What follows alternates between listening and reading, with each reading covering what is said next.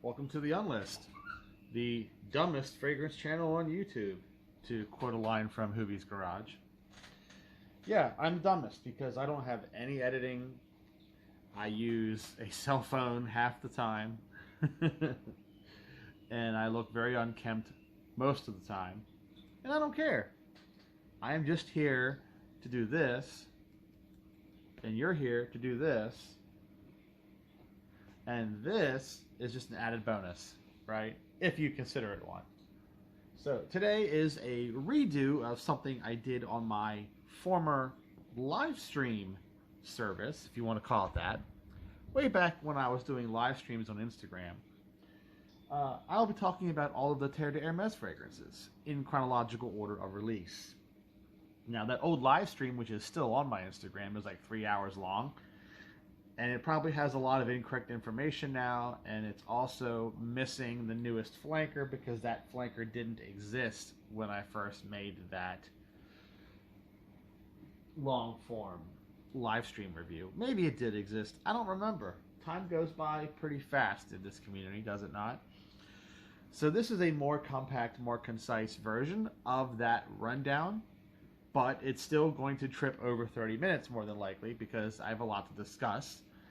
And when I do these videos at home like I've been doing, I'm a little more relaxed about it. So I let myself go over 25 minutes. My rule before, when I was doing these from the void, as you guys know it, my old work let me do these videos from the void. I would try and keep it under 25 minutes just because I didn't want to spend too much time, too much time away from my primary duties. But I would spend my lunch break, which is 30 minutes, right, doing that. So hence, that's why they were all underneath that time frame. They don't need to be now because I'm on my own time when I do them. Let's get going here. Terre de Hermès is one of the ranges that I love very dearly and dearly, and I have every main release of the line. There are some seasonal packages and things like that I don't own, and I don't need to own because they're not different juices, they're just different bottles. Like, there have been metal bottles of some of the older flankers, for instance. The first refillable bottles were actually these metal bottles, and then they switched to making all the stuff refillable nowadays because it's a new thing. A lot of French designer brands are moving to refillable bottles, including French-owned American brands too. So anything under the L'Oreal umbrella is also moving to refillable bottles. And while they're at it, they change the packaging in some cases, and that confuses people. That's a subject for another video, the constant grind of L'Oreal, right? That could be another topic, but right now we're talking about Hermès. So, got my pajamas on still. Sorry guys, told you I don't really care about presentation. I look how I look, and you deal with it, and that's just how it is. But I'm going to pull these off the shelf here, so I don't have to keep standing up at least, right? That's no fun. And we can go down them one by one. So starting with the first one, which is going to be this little guy right here. This is the original Terre de Hermès, released in 2006. It's hard to think back now that the times before this release, Hermès was a different creature, really, a different animal entirely. The pre-Elena and post-Elena eras can be very, very different in feel because everything before Elena became the first official house perfumer, Hermès was still banking on its old world charm, its whole exclusivity of if you know, you know. Like a tailor or something found in London on Savile Row, or like an old Bond Street type of shop. And they didn't really advertise, and they didn't want a lot of mainstream clout. They didn't want to be the it girl of the fashion industry. They would rather be the stealth wealth, old money kind of, you know it's Hermès because you recognize Hermès yourself. And if you recognize Hermès, then you must be someone of means, of status. The average Joe could look at an Hermès anything and just go, oh, that's a leather bag, and that's it, not know any better. And that is exactly how they wanted it. They did not want their name in lights. However, at some point, especially after Jean-Claude Elena came on board and changed things around for their fragrances, they decided they liked money. They're like, exclusivity, you know, that whole thing is cool. Being the hush-hush, if you know, luxury brand for the discerning client, that's cool, right? We've been able to stay alive for over a century on that, but times are changing. People use Instagram, people use YouTube, people use Facebook, and now it's TikTok. So people want more of a face culture, right? They want more of a ostentatious, conspicuous consumption style of wealth, more like your late 19th century, early 20th century United States, the so-called Gilded Age, the Roaring 20s. That's what they want now. They want people to be out there showing off their money, putting all of us poor people in our place, right? That's what they want. So they want to be gods among men. They have narcissist complexes, the whole 9 yards. I'm not here to dissect any of that. I'm not a psychologist, not a social science major. Just saying what it seems like based on what I've read in history books, how things are when I go outside my front door. That's the coffee going off right there, guys, because you know I make coffee in these videos. So moving right along, when this fragrance came out, Jean-Claude Elena was already doing some experimentation, changing the DNA, the house DNA of Hermès, and he was really leaning more heavily into his whole transparent stained glass style of perfumery, where the main accords are not heavy, weighty, opaque. They don't sit on your skin. They just kind of flit and flick through your awareness back and forth, like rays of light shining from different angles onto you. So you turn your head one way, you don't smell it. You turn your head another way, and you smell it. That's more or less what the Jean-Claude Elena style would become. That whole transparent, it's here, now it's not here. There are some people who don't like that style because it does bank heavily on large doses of certain materials, namely things like ambroxan and iso-e super, very transparent, lightweight musks that push projection of other materials. They themselves don't provide the main accord of the fragrance. They amplify, like MSG in your Chinese food, they amplify the taste of other things. Right? In this case, MSG is used to increase umami flavor. So a lot of your favorite dishes taste really good because they put MSG in it. And if you're the idiot that is afraid of it, oh, it's bad for you, well, then you have no business going near a salt shaker either. But there again, I'm not here to debate that. That's just stupid people being stupid. So back on track. Terre de Hermès 2006. Some folks say this is based on the work of Bertrand Duchefort for L'Artisan Parfumeur when he created this scent called Timbuktu. I can kind of see that. I smelled Timbuktu. Similar base with the cedar wood, the patchouli, but entirely different top structure. Timbuktu and Terre de Hermès only really share the base riff. So maybe Jean-Claude Elena was inspired in part, but I don't think they were necessarily, the two perfumers were colluding together. I don't necessarily think that one was copying the other. It may just be coincidence. I don't know. But Timbuktu came out 2 years earlier than Terre de Hermès. Has a very similar base, but the top is fairly different. This is really more based on Jean-Claude Elena's work with the Jardin, the Un Jardin sur le Nez line fragrance that was a precursor to this. Transparent, fresh, uplifting. Lots of iso-e in that fragrance as well. He took this scent and he really based this scent around the work he did for Cartier.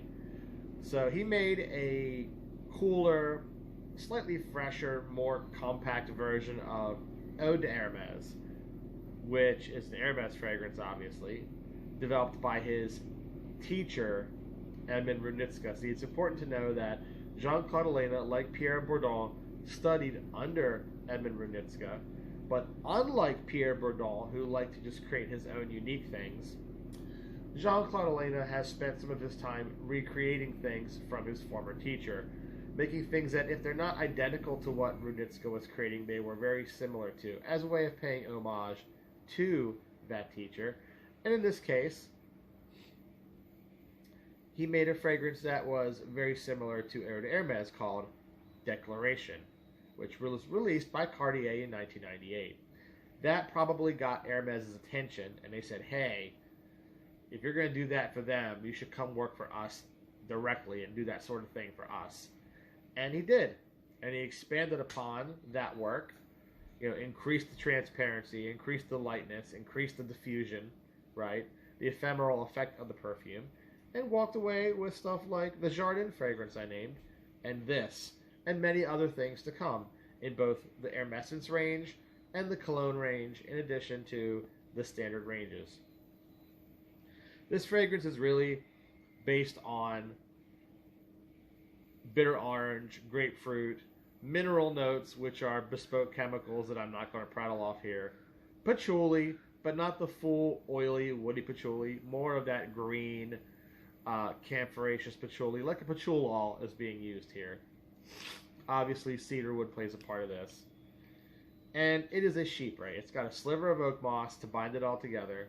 Not enough to set off the IFRA sensors, woo, woo, woo, woo, but enough to get the chypre classification. So this is considered a men's woody citrus chypre. And honestly, of all the men's fragrances that Hermès has made, chances are pretty high that this one is going down in history as their Polo, their Drakkar Noir, okay, their Eternity.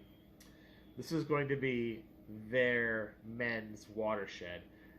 No disrespect to fans of Bellamy, Equipage, Rockabar, any of those. They're all great fragrances, but they did not make the waves that this made. They do not have the iconic status that this does. They were not copied a billion times over like this has been. So, like it or not, like it or not, I can't decide this for you. All I can do is give you the facts. This has been the best-selling men's fragrance Hermès has ever released. And that is why it is their Polo, their Drakkar, their Eternity, okay, their Curve. This is their piece de resistance, if you will, in the men's range. It is what it is, okay?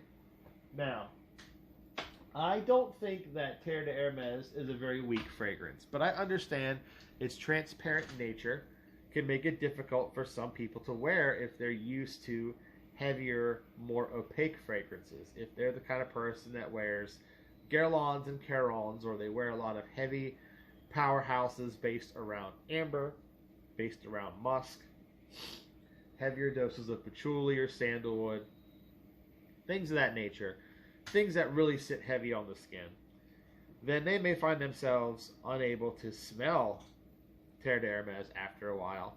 And there's also the issue that it is such a singular fragrance with a very heavy dose of a single material that it can drive you nose blind. Wearing it all in the front of your chest will definitely make that worse for you. So I recommend spraying it in the back, on the sides, maybe on the arms in the summer if you got short sleeves on. Don't put it in your airways. Don't put it here. Don't put it on your face like aftershave. Okay, put it back here. That'll help improve the situation somewhat. But if you just want a thicker, heavier, more traditional version of Terre de Hermès, then you want this. Came out in 2009.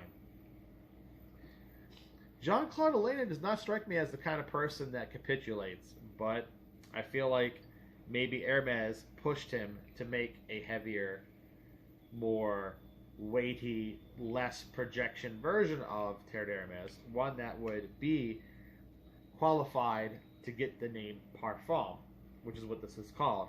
This is Terre de Hermès Parfum. And you can see with the original bottle, you can see it's a 100 ml bottle. This is only 75 ml.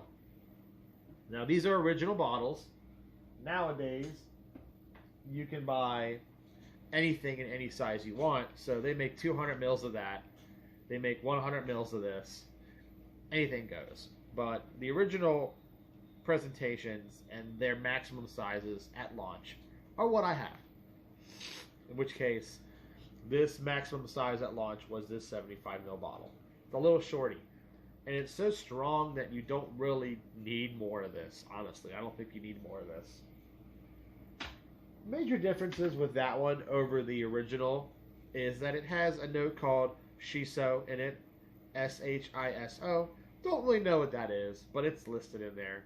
My big takeaways are it has rose, it has more geranium, it has more of like a balsamic resinous base, so it might have some tolu in there.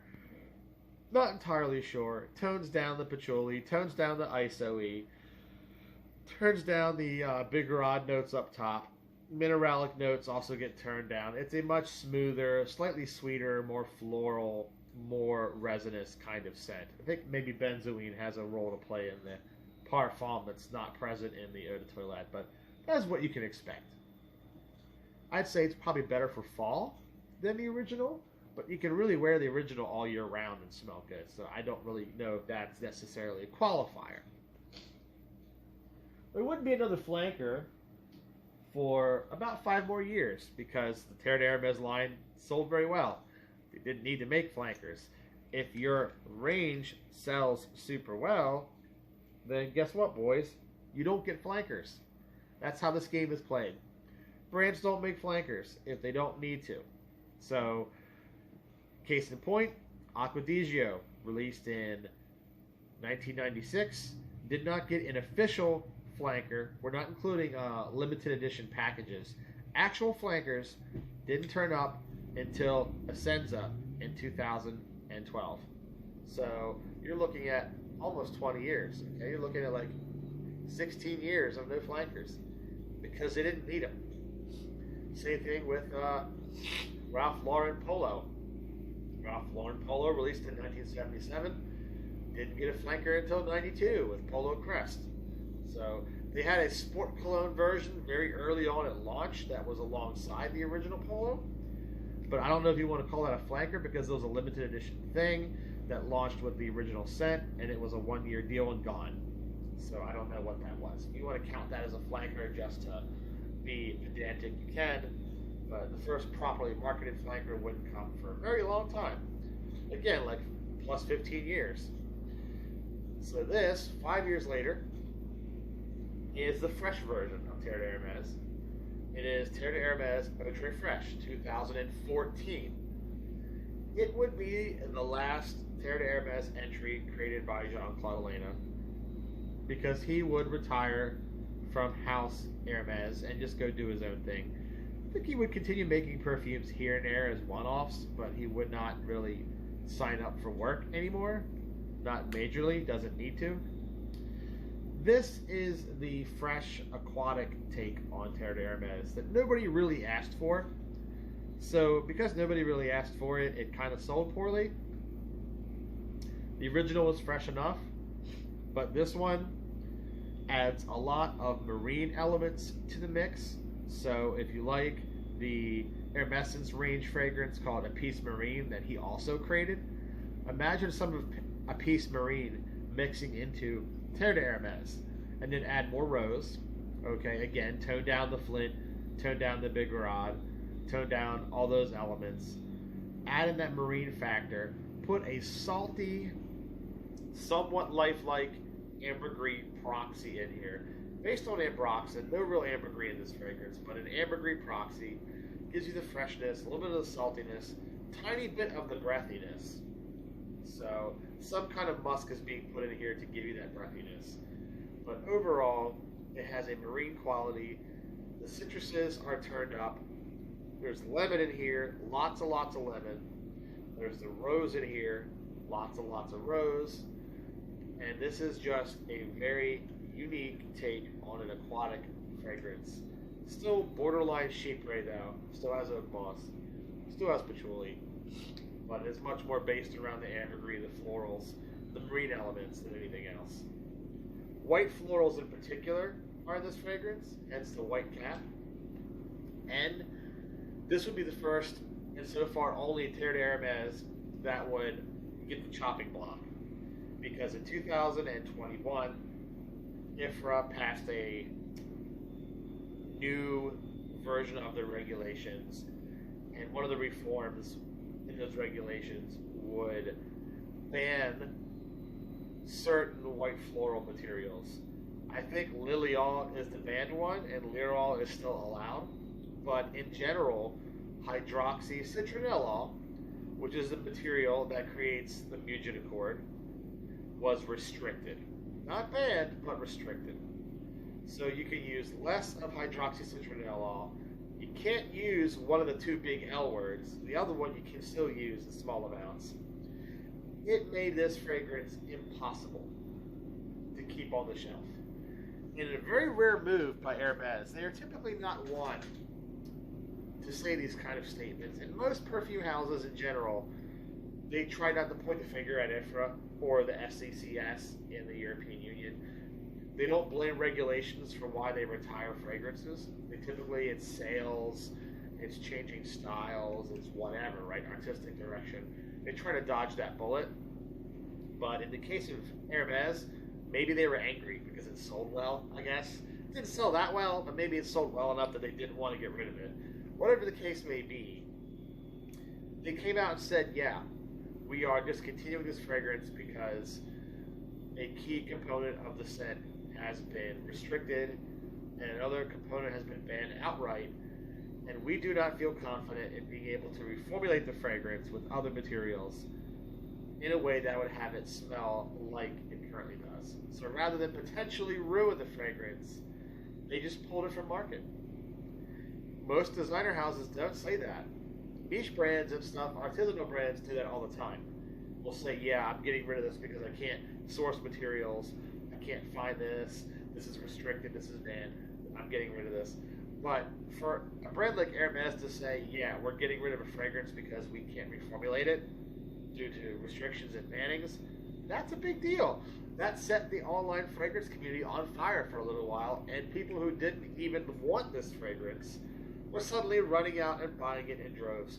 A lot of y'all are scalpers, a lot of y'all are flippers, opportunists, scum of the earth, but you're going to do you, I can't stop you. And prices of this, which were relatively cheap in the gray market before, because it wasn't a very loved fragrance, suddenly prices went like this, because suddenly all the flippers, scalpers, opportunists were out there trying to peddle the rare discontinued fragrance. Close proxy to it would be Pegasus by Perseus by Parfum de Marly. Not super close enough for government work, but also much more expensive. Otherwise, you might just track down a bottle of that if you can. After 2014, it was time for Christine Nagel to take over. Christine Nagel, her first outing with the Terre Hermès range, was this.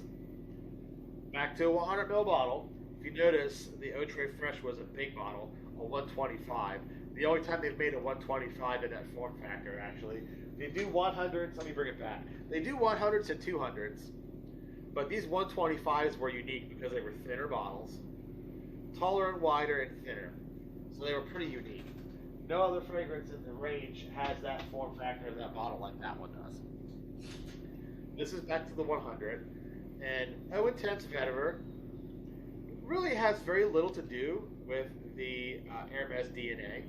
Unlike the other previous flankers that all have some tie-in to the original, this really doesn't.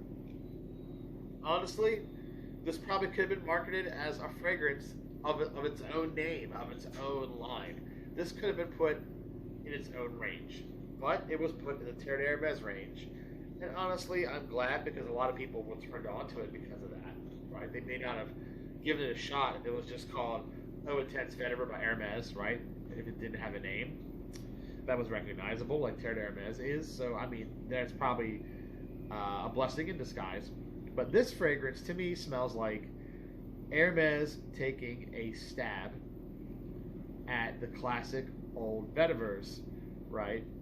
We're talking about the discontinued Carvin Vétiver, the discontinued Lanvin Vétiver. We're talking about the still produced Guerlain Vetiver and the sadly recently discontinued Givenchy Vetiver. So out of all of these classic vetivers, actually only the freaking Guerlain still exists. So it's kind of a dying market segment anyway. Most vetivers these days are niche vetivers, right? Some of the older niche vetivers are still around, like the Etro vetiver is still around, you know. But a lot of them that are in the designer space are gone. However, for whatever reason, I guess Hermès was looking through the rearview mirror back when they were comparable to a Guerlain or a Caron. So 50s, 60s, 70s, Hermès kind of was in that space, the classic French perfumery space. They looked back through the rearview mirror and said, hey, let's do our take on a classic vetiver fragrance. And Christine Nagel said, sure, let's do that. So she made a very, very well-rounded, full-bodied vetiver scent.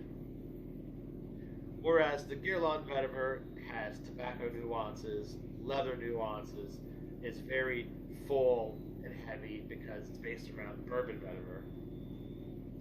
The Givenchy vetiver is more Haitian vetiver, so it's lighter, grassier, a little bit woodier. And then you've got some vetivers out there, like the Murdoch vetiver, which is more nutty on the nutty ambery side. Same thing with the Clockwork fragrance was also a bit on the nutty ambery side. A lot of other more recent vetivers are kind of like that. They're a bit rounder, a bit sweeter. Then there's Grey Vetiver by Tom Ford. Probably the only Tom Ford I actually like anymore is the Grey Vetiver, and that's also dry, woody. The Grey Vetiver is a lot closer to the Givenchy Vetiver than anything else. But this goes in a sort of 6 degrees of Kevin Bacon. It's got the grassiness of the Givenchy, the woodiness of the Givenchy. It's got some nuttiness in there. Doesn't really have any leathery nuances, but a little bit of the tobacco nuances that the Guerlain vetiver has. And primarily, this is a very rich vetiver with a woody base and a bit of pepper. There is a woody amber material in here. Okay, so if you're sensitive to woody ambers, you're probably not going to like this. You're going to nitpick it. But for those of you who are okay with modern chemicals, especially when they're used judiciously like this is, very well blended fragrance. I enjoy it. Very powerful too. This is probably the most projecting of all. It's funny. It's the least like all the Terre d'Hermès fragrances, but it's the most projecting of all of them. This stuff is nuclear weapons grade. This is like vetiver on gear. Okay, this is Jay Cutler vetiver, Ronnie Coleman vetiver. Okay, Ty Green vetiver, Lou Ferrigno, Prime Arnold Schwarzenegger, whatever. It's like the heavy lifting vetiver that one is. Then we wrap this up with the 2022. So we went 2006, 2009, 2014 with Jean-Claude Elena, 2018 with Christine Nagel releasing Eau Intense Vétiver, and then 2022 we would see Eau Givrée, the last one. This one is ostensibly the replacement for Eau Très Fraîche. It is a fresh fragrance, Eau Givrée. It plays on the concept of fire and ice. No, it's not a fragrance based on Game of Thrones, okay, House of Dragon. As much as I would like that, it's not. But it has a theme of fire and ice. A theme they kind of co-opted from Creed Viking, released in 2017. But a different way of approaching the subject. This doesn't smell like Viking. It's not a clone of Viking. This is Terre d'Hermès with menthol in it and hot pepper, playing corners of a boxing arena, like a boxing square. So it's like Rocky versus Apollo Creed, and pun intended. You've got your pepper in one corner and your menthol in the other, and they come out swinging. And they meet in the middle, and in the middle is a whole bunch of grapefruit. I mean a bunch of grapefruit. If you were someone who loved Terre d'Hermès because of the grapefruit note, this will be your favorite, because this has tons of grapefruit. This is the most juicy, lifelike, vivid, and I know JJ hates the word photorealistic, but I don't give a shit. I'm using it anyway. This is one of the most photorealistic grapefruit notes I've found in a perfume, aside from something like Atelier Cologne or one of those guys, right? Those single note wonder perfumes, they do a better job because they only have one note to worry about. But in a blended abstract fragrance, this has the most realistic grapefruit note I've probably ever encountered. But that mixture of cold and hot over the grapefruit, and then it's got the mineralic elements from the original jacked up really high too. So those mineral notes in Terre de Hermès are much more extreme here. This is a very bracing fragrance. It's a very aftershave-like fragrance with the menthol, the pepper, the mineral notes. This will smell like your 1960s dad's Avon cabinet, but with an Hermès pedigree and the more high-quality citruses. Not as much patchouli here. Cedarwood's definitely here, though. Of all the fragrances, this has the most note separation. So if you're into fragrances that have vivid note separation, this is for you. And you'll also notice that it has a cap. This one doesn't slide down because it's refillable. It's the first of the range to have that refillable form factor. You can unscrew this atomizer off and then shove more juice in. There you guys have it. That is the Terre de Hermès range for you from beginning to end. Hopefully that helps you figure out whether you like the range or not. And any questions or comments, leave it in the comment section. I'll catch you next time. Now to have that coffee, it's been sitting there for like 30 minutes.